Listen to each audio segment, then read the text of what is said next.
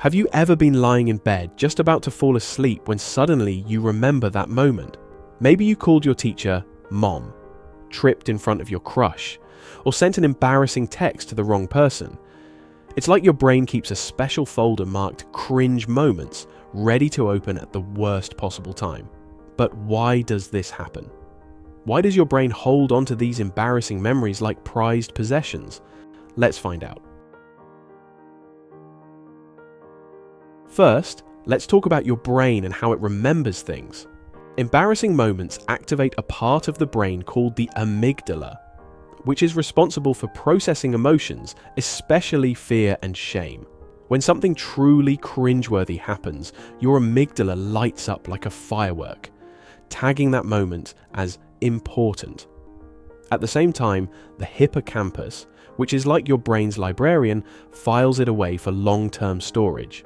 This emotional charge makes the memory stick, almost like it's written in bold ink. The amygdala isn't just trying to embarrass you, it's trying to protect you. Your brain sees cringe moments as valuable life lessons, little reminders of what not to do in the future. It's survival programming, honed over millions of years. Back in the day, social rejection could mean being ostracized from your tribe, a death sentence. So, our brains evolved to take social embarrassment very seriously. Now you might wonder, why don't I remember happy moments as vividly? Great question. Research shows that negative experiences tend to be more memorable than positive ones, a phenomenon called the negativity bias. This bias helps us stay alert to threats or mistakes. So, while your brain might forget that amazing compliment you got last week, it clings to that one awkward handshake from years ago. The more you dwell on a cringe memory, the deeper the neural pathways become. Think of it like walking a path in the woods. The more you walk it, the clearer the trail. Psychologists call this rumination, and it's like hitting replay on a mental blooper reel. Ironically, trying to forget it only makes it worse. You're feeding the memory every time you think about it. But here's the funny part. Most people don't remember your embarrassing moments as vividly as you do. They're too busy obsessing over their own. So why are we so hard on ourselves? This is tied to something called the spotlight effect. It's the tendency to overestimate how much others notice or care about what we do. That time you spilled coffee on yourself at a party, chances are no one even remembers. But to you, it feels like a scarlet letter.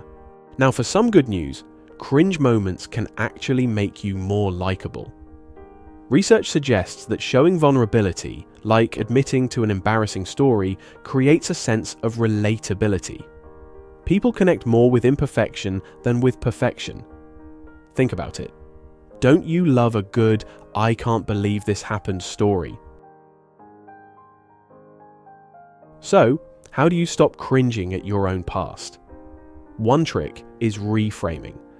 Instead of seeing your cringe-worthy moments as failures, see them as funny stories or signs of growth. Journaling about them or sharing them with a close friend can also help take away their sting. And if you still feel haunted, remember, even the most confident people, from actors to world leaders, have their share of embarrassing moments. So, the next time your brain serves up an old cringe moment, don't beat yourself up.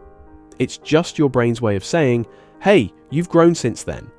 Because if you're cringing, it means you care.